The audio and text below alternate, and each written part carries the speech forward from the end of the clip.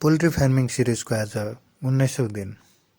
आज 19 डेजमा चाहिँ हामीहरू के चेन्जेस ल्याउँदैछौँ र के गर्दैछौँ भनेर म तपाईँहरूलाई अपडेट दिँदैछु। र आज 19 दिनमा चाहिँ हामीहरू हिजो चाहिँ भ्याक्सिन दिएको थियौँ र सुरुमा तपाईँहरू लिटर रेकिङ गर्नुपर्छ ताकि एमोनियम ग्यासको फर्मेसनहरू कम होस्।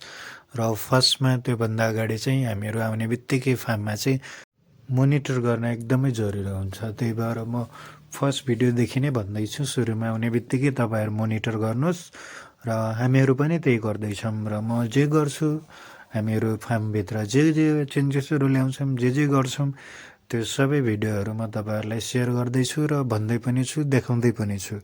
तपाईँहरू पक्कै पनि केही सिक्दै हुनुहुन्छ होला कि आशा छ।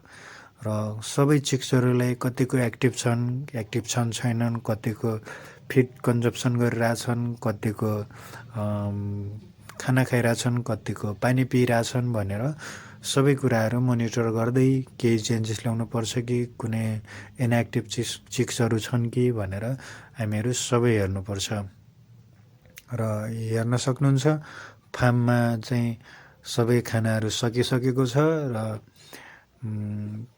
अलमोस्ट सबै फार्ममा चाहिँ सबै भाँडोहरूमा चाहिँ खानाहरू सकिसकेको छ। र आज चाहिँ हामीहरू खानाहरू दिँदैनौँ, दिउँसो चाहिँ अफ गरिदिन्छौँ केही टाइमलाई चाहिँ। त्यो किन अफ गर्छौँ भनेर म तपाईँहरूलाई एकैछिनमा म तपाईँहरूलाई त्यो पनि भन्नेवाला छु।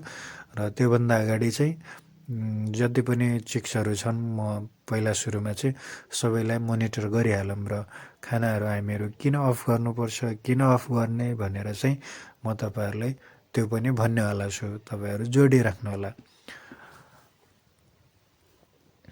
त्यही हो, आज सुरुमा चाहिँ यसरी कुनै चिक्स एकदम इन्डिभिजुअल एक गरेर चाहिँ तपाईँहरू एक चिक्सलाई चाहिँ त्यति नै प्राथमिकता दिएर चाहिँ हेर्नुहोस्। तपाईँहरू जति राम्ररी म्यानेजमेन्टमा ध्यान दिनुभयो त्यति प्रफिट गेन गर्न सक्नुहुन्छ र त्यति नै डिजिज इन्फेक्सनदेखि तपाईँ बचाउन सक्नुहुन्छ आफ्नो फार्म। अनि फार्म म्यानेज राम्रो गर्नुभयो भने चिक्सहरू हेल्दी हुन्छन्, राम्रो ग्रोथ हुन्छ। त्यही भएर तपाईँहरू यसरी म्यानेज गर्नुहोस्, मोनिटर गर्नुहोस् सुरुमा आएर। र म तपाईँहरूलाई यहाँ टेम्परेचर देखाउँछु, फार्मको टेम्परेचर कति छ भनेर। 92.4 डिग्री फेरेनहाइट पुगिसकेको छ। र यो भनेको जस दिउँसोको टाइममा चाहिँ गर्मी भइरहेछ भनेपछि 92.4 90भन्दा एबोभ 90भन्दा माथि टेम्परेचर गयो भने चाहिँ तपाईँहरू फ्यान चलाइदिनुहोस् भेन्टिलेसनको लागि, ताकि फार्मभित्र चाहिँ टेम्परेचर बढिसकेको छ। र हाम्रो फार्ममा चाहिँ धेरै चिक्सहरू छन्, त्यही भएर चाहिँ टेम्परेचर बढिसकेको छ। त्यसैमा पनि माथि चाहिँ टिनको टाइलको छानो भएको कारणले गर्दा चाहिँ टेम्परेचर बढिरहेछ। र चिक्सहरू पनि जसरी ठुलो हुन्छन् त्यसरी नै टेम्परेचर पनि वृद्धि हुँदै जान्छ। चिक्सहरू धेरै छन्, ठुलो अलिक कन्स्ट्रक्टेड हुन्छ, त्यही भएर टेम्परेचर बढ्छ। त्योभन्दा अगाडि चाहिँ हामीहरू म अघि नै जुन भन्दै थिएँ खाना फिडहरू हामीहरू अफ गरिदिएको छौँ भनेर, त्यो किन अफ गऱ्यौँ भनेपछि चाहिँ जब फार्मभित्र टेम्परेचर बढ्न थाल्छ त्यति बेला चाहिँ तपाईँहरू दाना दिन चाहिँ बन्द गरिदिनुहोस्, ताकि दानाले चाहिँ चिक्सहरूमा हाई टेम्परेचर गराउँछ यदि दाना दिइराख्नुभयो भने चाहिँ। त्यही भएर फिड चाहिँ अफ गरिदिनुहोस् तपाईँहरू त्यति टाइममा चाहिँ। यदि फिड सकेको छैन भने चाहिँ यदि 90भन्दा एबोभ टेम्परेचर गइरहेछ भने केही समयलाई चाहिँ फिडहरू माथि उठाइदिनुहोस्, ताकि चिक्सहरू फिड खान नपाउन्, फिड कन्जर्भ गर्न नपाउन्। ताकि एक त इन्भाइरोमेन्ट टेम्परेचर, फार्मको भित्रको टेम्परेचर एक त यसै पनि गर्मी भइरहेछ, त्यसैमा पनि तपाईँहरू फिड दिनुभयो भने झनै चिक्सको टेम्परेचर बढ्छ र मोर्टिलिटी हुने सम्भावना धेरै हुन्छ। त्यही भएर यसरी भेन्टिलेसनको व्यवस्था पनि तपाईँहरू राखिदिनुहोस्, चाहे जाडो होस् चाहे गर्मी होस्।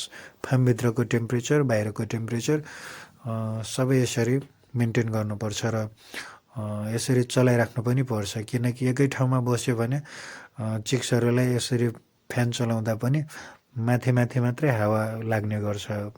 त्यही भएर यसरी चलाइदिनु भयो भने चाहिँ चिक्सको पुरै बडीमा हावा लाग्ने भएको कारणले गर्दा चाहिँ त्यही भएर यसरी डिस्टर्ब गरिदिइराख्नुहोस् तपाईँहरू चाहिँ। फार्मको टेम्परेचर यदि 90भन्दा एबभ छ भने र 90मा आयो भने फेरि बन्द गरिदिनुहोस् फ्यान। त्यही भएर सबै व्यवस्था, भेन्टिलेसनको व्यवस्थादेखि लिएर सबै कुराहरू हामीहरू हेर्नुपर्छ। हेर्न सक्नुहुन्छ यो फार्ममा 2वटा मोटिलिटी भएको छ र हाम्रो अर्को सेडमा चाहिँ 5-6वटा मोटिलिटी भएको छ। त्यो पनि म तपाईँहरूलाई देखाउँछु अर्को फार्ममा पनि। किनकि चिक्सहरूको ग्रोथ जसरी हुन्छ त्यसरी फार्मभित्रको टेम्परेचर चाहिँ बढ्दै जान्छ। यो चाहिँ दिउँसोको टाइममा हो। हेर्न सक्नुहुन्छ यो यता 5-6वटा चाहिँ मोटिलिटी भइसकेको छ, ताकि फार्मभित्रको इन्टरनल टेम्परेचर नमिलेर यो पनि जस। त्यही भएर तपाईँहरू चाहिँ यति बेला चाहिँ फिडहरू अफ गरिदिनुहोस् र पानी चाहिँ दिनुहोस्। यता पनि जस चलिरहेछ र हामीहरू आज चाहिँ कुनै पनि मेडिसिनहरू चलाउँदैनौँ। किन चलाउँदैनौँ भनेपछि चाहिँ आज यदि डिजिजहरू कुनै देखिरहेको छैन, त्यही भएर चाहिँ हामीहरू कुनै पनि मेडिसिनहरू चलाउँदैनौँ। यदि डिजिज देखेको छ भने मात्रै हामीहरू मेडिसिन चलाउँछौँ। कुनै पनि डिजिज देखिरहेको छैन भने हामीहरू यत्तिकै मेडिसिनहरू सकेसम्म चाहिँ तपाईँहरू पनि नचलाउनुहोस्। त्यही भएर जस्तो सिम्टम आउँछ त्यही अनुसारको मेडिसिनहरू चलाउने गर्नुहोस्। र अहिले हेर्नु अघि न 93.4 समथिङ कति आएको थियो, अहिले 90को एराउन्डमा आएको छ जस टेम्परेचर। हामीहरू चाहिँ यसरी टेम्परेचर मेन्टेन गर्छौँ। जस फार्मभित्रको इन्भाइरोमेन्ट टेम्परेचर राम्रो भइसकेको छ र जस फ्रिली चिक्सहरू पनि घुम्दैछन् र केही समयपछि हामीहरू फ्यान पनि बन्द गरिदिन्छौँ र दाना पनि दिन्छौँ। अब टेम्परेचर नर्मल, फार्मभित्रको इन्टरनल टेम्परेचर जस नर्मल लेभलमा आइसक्यो। त्यही भएर तपाईँहरू केही एकैछिनमा जे पनि हुनसक्छ, चिक्सहरूको सङ्ख्या धेरै छ। त्यही भएर टाइममा मजाले मोनिटर गरिराख्नुहोस् र के चेन्ज गर्नुपर्ने एकैछिनमा चाहिँ तपाईँहरू गरिहाल्नुहोस्।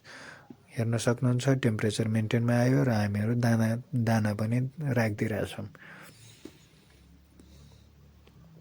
अब चाहिँ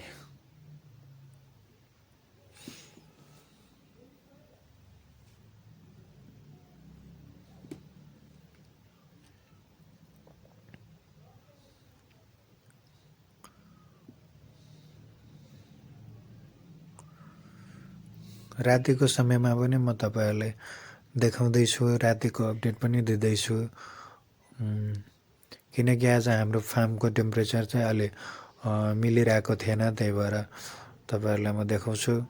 अब चिक्सको जो सङ्ख्या, चिक्सको ग्रोथ जसरी हुन्छ त्यसरी फार्मभित्रको टेम्परेचर चाहिँ जस तलमाथि भइरहेको हुन्छ, फ्लक्चुएट भइरहेको हुन्छ। त्यही भएर जाडो महिना होस् या गर्मी महिना होस्, आफ्नो फार्मभित्र चाहिँ यसरी टेम्परेचर रिडिङ मेसिन राख्नुहोस् र टेम्परेचर हेरिराख्नुहोस् फार्मभित्रको। बाहिर चिसो भए पनि गर्मी भए पनि फार्मभित्रको टेम्परेचर चाहिँ तपाईँहरूको मेन्टेनमा हुनु पर्यो।